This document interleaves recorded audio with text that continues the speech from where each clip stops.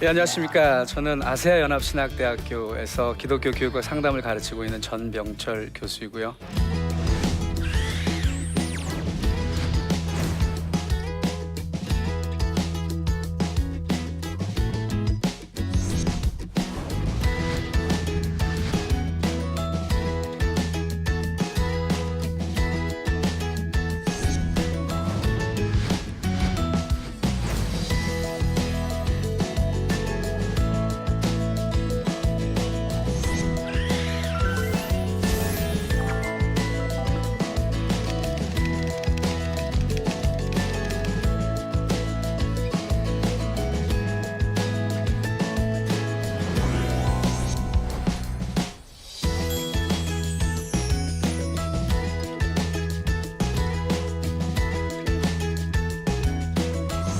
오늘 여러분과 미쳤다는 건 칭찬입니다 라고 하는 다소 좀 급진적인 개혁적인 제목을 가지고 이야기를 좀 나눠볼까 합니다. 여러분, 기독교라고 하는 종교에 대해서 어떻게 생각해 보셨습니까? 바깥에서 보기에도 그렇고 우리 인사이드에서도 그렇고. 저는 목사 아들로 태어나서 자랐지만 대학교 때 좀 교회를 좀 멀리 했다가 다시 하나님의 은혜로 신학대학원에 와서 목회자가 되긴 했지만 신학이라는 것과 또 말씀이라는 것을 배우면 배울수록 기독교는 참 역설의 종교다라는 생각을 하게 됐습니다. 그리고 성경도요, 굉장히 역설로 가득 차 있는 책입니다. 약해져야지 그게 진짜 강해지는 거라고 그러죠. 또 원수를 사랑하라고 이야기하죠. 바울이라고 하는 사람, 우리에게 복음을 전해줬던 전초가 됐던 최초의 사람이죠. 그분의 예를 봐도 그렇습니다. 그의 삶이 사실 이해가 가지 않습니다. 최고의 자리에 있었을 때 자기가 가지고 있었던 모든 것들을 배설물이라고 하지를 않나.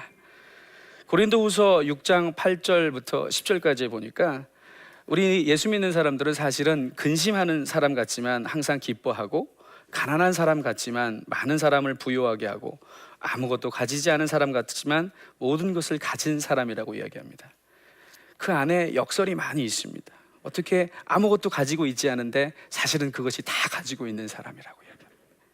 저는 28년 전에 미국으로 이민을 갔었는데요. 그래서 한국에 와 보니까 기독교가 굉장히 많이 욕을 먹고 있더라고요. 교회들도 욕을 먹고 있고.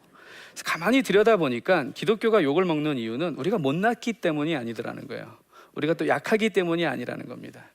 오히려 우리가 너무 강하기 때문에 욕을 먹고 있다는 것입니다. 지나치게 강하기 때문에 세상은 우리를 비판하기 시작합니다. 기독교의 그 독자 있잖아요. 기독할 때 독자는 독할 독자가 아닙니다. 사실 독특할 독자여야 된다고 생각을 합니다. 기독교는 독특한 종교입니다. 역설의 종교이고, 세상 사람들이 이 십자가의 복음을 이해하지 못하면 기독교의 가르침은 전혀 이해될 수 없는 역설의 가르침들입니다. 대부분의 사람들이 대학을 졸업할 때 위대한 꿈을 가지고 졸업합니다. 유명한 사람이 되고 싶어하고 잘 나가고 싶어하죠. 아무도 그냥 그럭저럭 살아야 되겠다라는 마음으로 대학을 들어가고 대학을 졸업하는 사람은 없을 것입니다.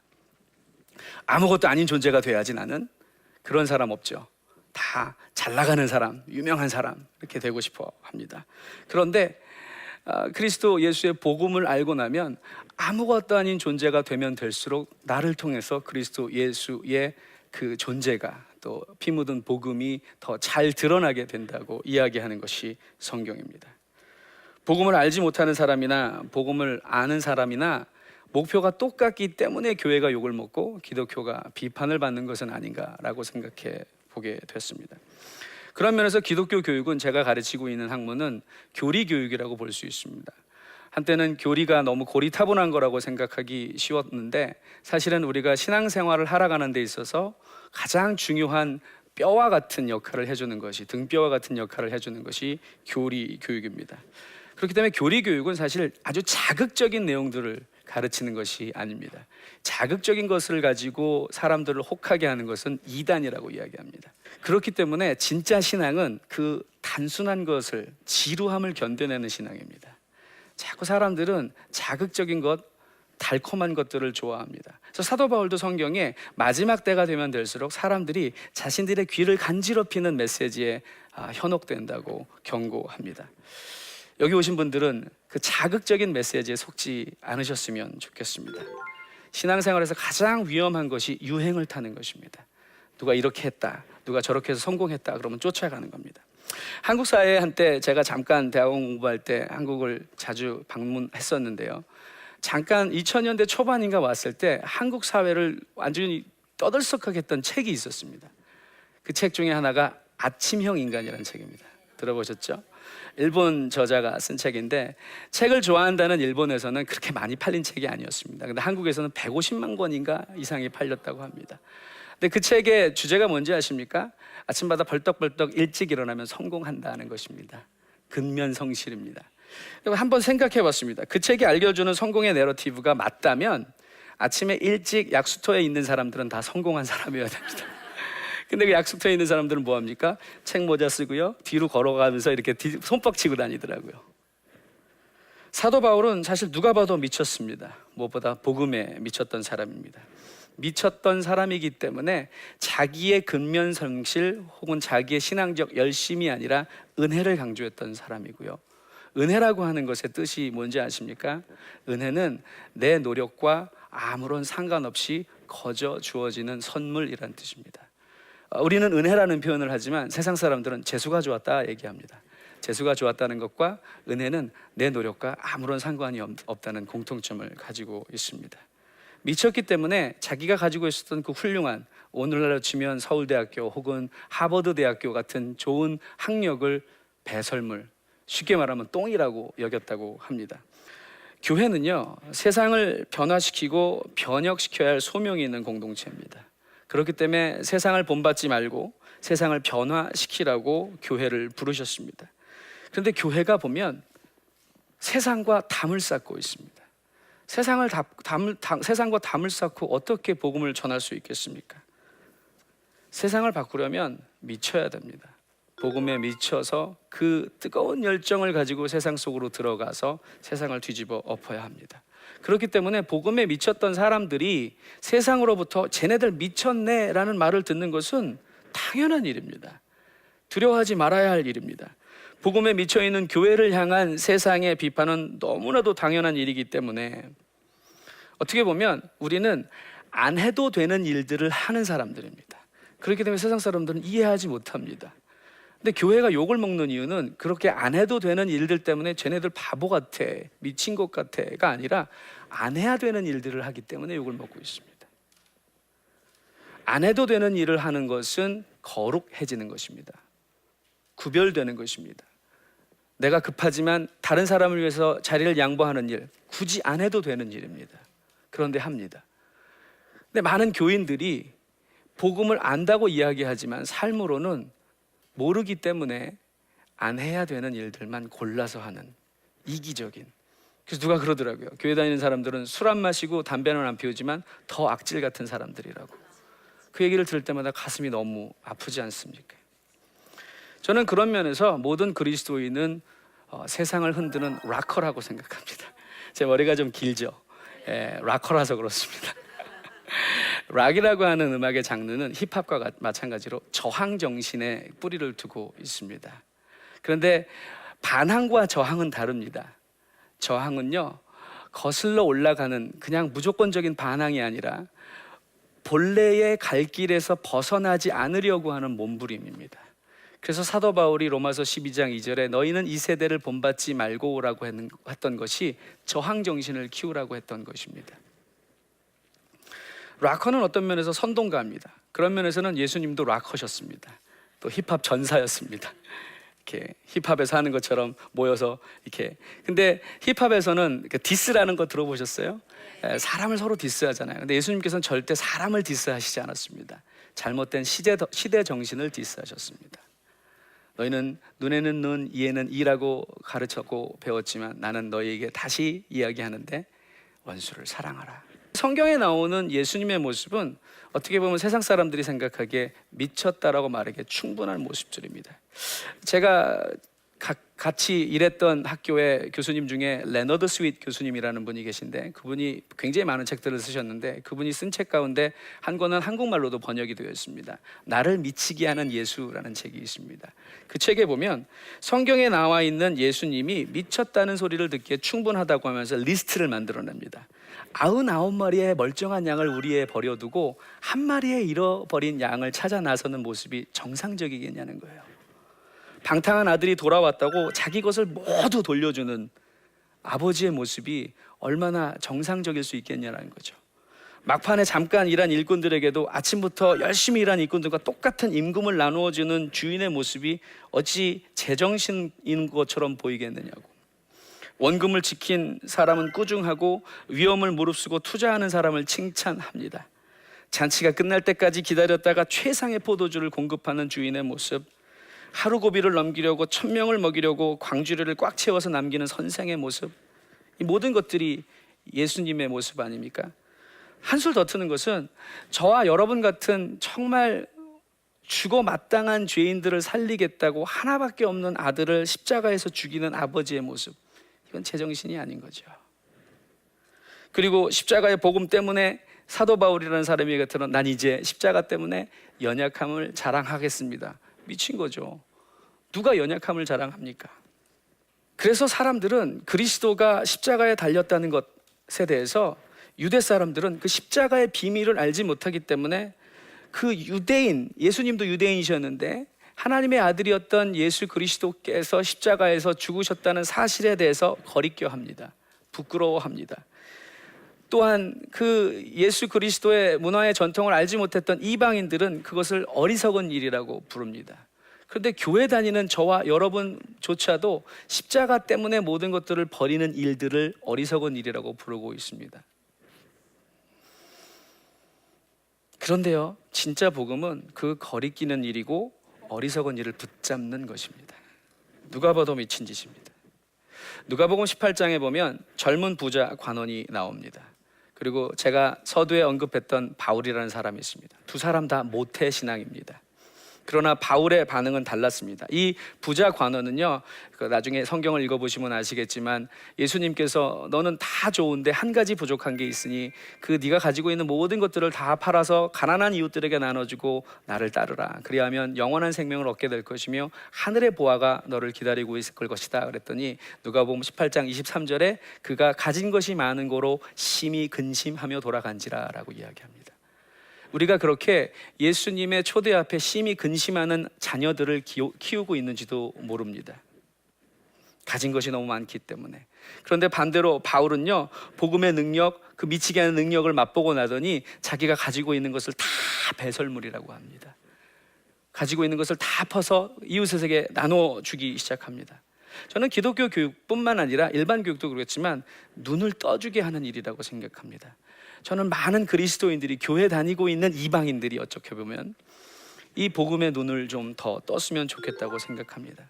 교회를 다녔지만 이전에 보지 못했던 것들, 발견하지 못했던 그 밭에 묻힌 보화를 발견하게 해주는 일이라고 생각합니다. 사도 바울의 모습을 다시 한번 돌아볼까요? 기이합니다. 미쳤습니다. 복음으로 새로운 눈을 뜨더니 완전히 미쳐버렸습니다. 사람들이 미쳤다는 소리를 할 만한 짓만 골라서 합니다. 제가 아까 기독교 교육, 이 크리스천 에듀케이션, 그래서 가끔 줄여서 CE라고 부릅니다. 저는 CE를 또 다르게 표현하면 crazy education, 사람들을 미치게 만드는 교육이라고 생각합니다. 종교개혁 아까 잠깐 말씀드렸는데요, 이 종교개혁자 마틴 루터가 로마 제국의 황제가 마지막으로 그 변론할 기회를 줍니다. 네가 이 모든 주장들을 거둬들이면 목숨만은 살려주겠다고.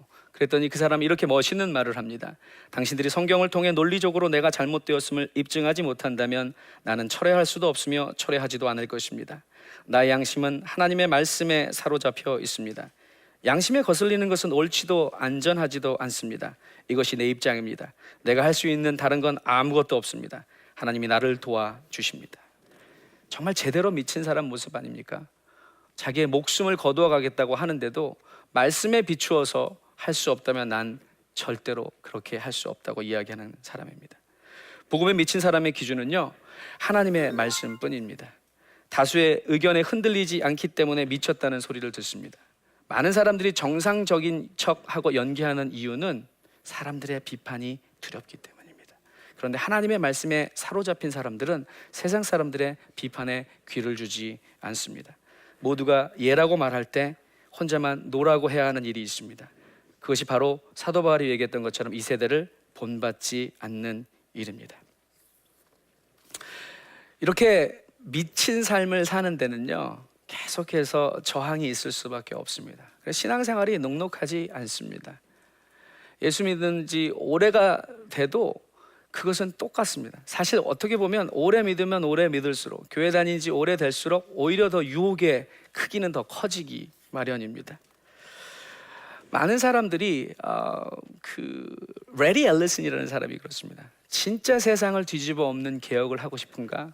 그렇다면 미쳤다는 소리를 들을 각오를 해야 된다고 이야기합니다. 그렇게 치면 미쳤다는 건 욕이 아니라 칭찬일 수 있다는 것입니다. 저는 어떤 것에 미친다고 해서, 또 복음에 미쳤다고 해서, 성경도 그렇습니다. 우리가 성경을 또 오해합니다. 너무 극단적으로 다 버리고 그냥 공동생활, 그건 이단입니다. 우리는 여전히 세상 속에 살아가도록 부르심을 받았기 때문에, 우리가 잘 아는 마태복음 6장 33절에도 너희는 먼저 그의 나라와 그의 의를 구하라 라고 이야기하죠. 그래서 사람들이 다 포기하고 하나님의 나라, 그래서 교회에만 사는 것을 목적으로 삼는데, 그렇지 않습니다.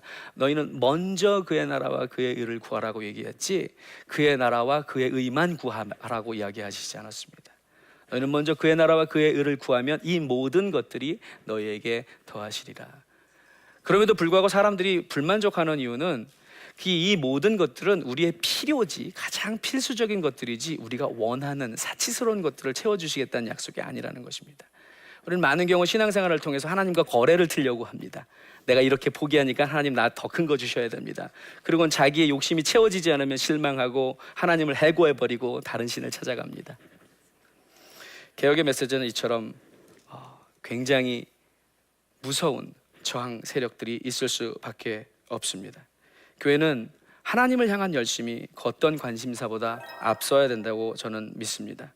복음에 미친 교회는 죄에 대한 깊은 자각과 깊은 회개, 그리고 예수 그리스도의 피를 통한 죄사함과 정결케 하심에 대한 감사, 그리고 하나님을 기쁘시게 하려는 깊은 열망에서 거룩함이 생겨나야 해요. 그래서 그것이 자연스럽게 믿지 않는 이웃들을 향해서, 선교지를 향해서 사랑으로 표현되게 되는 것입니다.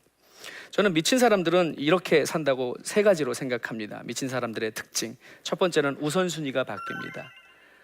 무엇이 중요하다라고 하는 것을, 우리의 우선순위가 바뀌었기 때문에 너 미쳤어? 왜 그걸 먼저 해? 그렇죠? 과일을 사러 갔을 때도 과일 광주리에서 썩은 것만 먼저 골라서 사는 사람이 있더랍니다. 그래서 주인이 하루는 궁금해갖고 왜 그러냐 그랬더니, 나 예수 믿는 사람인데 내가 이 썩은 것들을 사가야지 누군가 멀쩡한 걸 사가지 않겠느냐고. 미친 거죠. 우선순위가 그렇게 바뀌는 삶이 미친 사람의 특징입니다. 두 번째로, 미친 사람은 자기 힘으로 일하지 않습니다. 일하는 원천이 완전히 다릅니다. 정신병원에 가면 힘이 센 사람들이 많죠. 제정신이 아니기 때문입니다. 그리고 어머니가 자기 아이가 1톤 트럭에 깔려 들어가는 것을 보면, 여자는 약하지만 어머니는 강하다고 미쳐버리는 거죠. 그 아이를 살리기 위해서 1톤 트럭도 드는 힘이 나온다고 합니다. 우리가 교회에서 무언가 섬기고 헌신할 때요, 우리 힘으로 하기 때문에 안 되는 것입니다.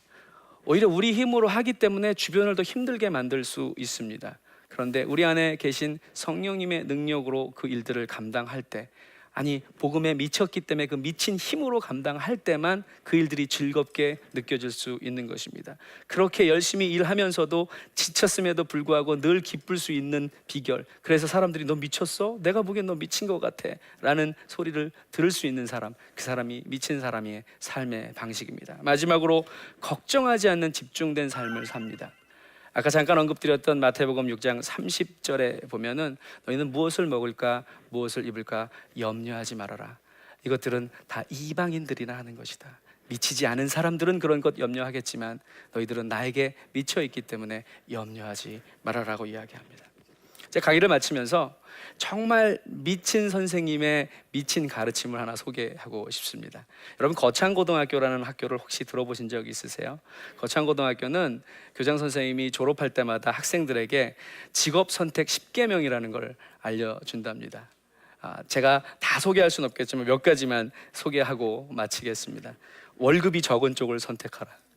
미친 거죠? 어떤 제정선인 선생님이 그렇게 가르치겠어요? 내가 원하는 곳이 아니라 너를 필요로 하는 곳으로 가라. 승진의 기회가 없는 곳으로 선택해라. 모든 조건이 갖추어진 것을 피하고 처음부터 시작해야 하는 황무지를 찾아가라. 다른 사람들이 앞을 다투어 가는 곳은 절대 가지 마라. 아무도 가지 않는 곳으로 가라. 장래성이 전혀 없다고 생각되는 곳으로 가라. 사회적 존경 같은 건 바라볼 수 없는 곳으로 가라. 한가운데가 아니라 가장자리로 가라. 또 하나 진짜 제가 되게 격하게 공감했던 것인데요, 부모나 아내나 약혼자가 결사 반대를 하는 곳이면 틀림없다, 의심하지 말고 가라. 왜? 엄마와 아내와 약혼자는요, 안정을 추구하는 사람들이거든요. 마지막으로, 왕관이 아니라 단두대가 기다리고 있는 곳으로 가라. 이것들은 제정신인 사람은 절대 할 수 없는 일입니다. 그 교장 선생님은 그 학생들에게, 졸업하는 학생들에게 너희들이 단단히 십자가 복음에 미쳐서 세상을 흔들고 뒤집어 엎는 개혁가들이 되라라고 주문하고 계신 것입니다.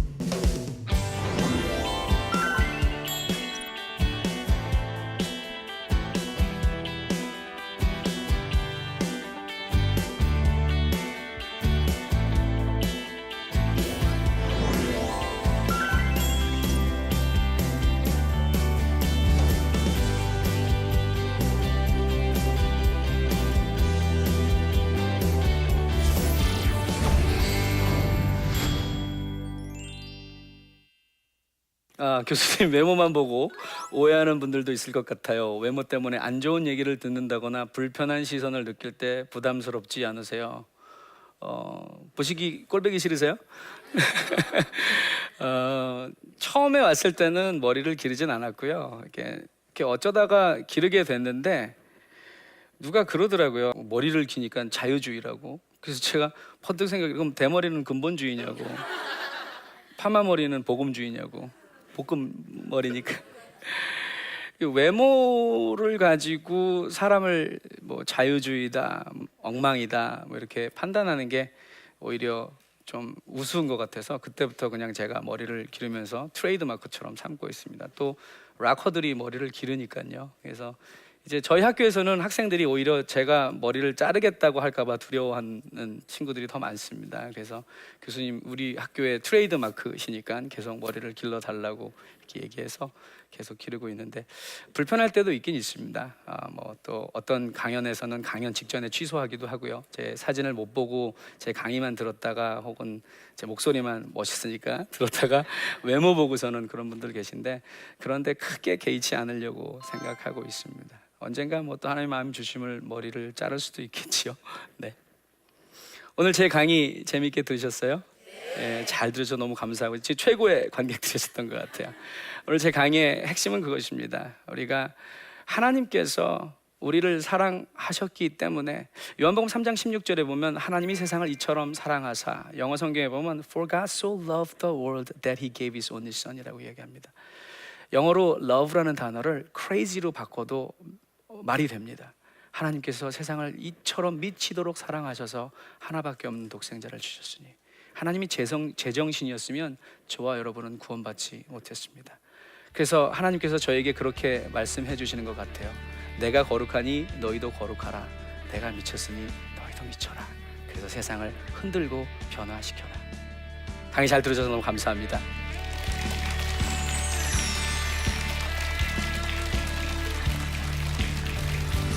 저와 여러분이 보기에도 그 아이들이 행복하게 키워나가는 방법, 그것이 가정과 학교와 교회가 함께 어깨동무하는, 연합하는 교육의 비결이라고 생각합니다.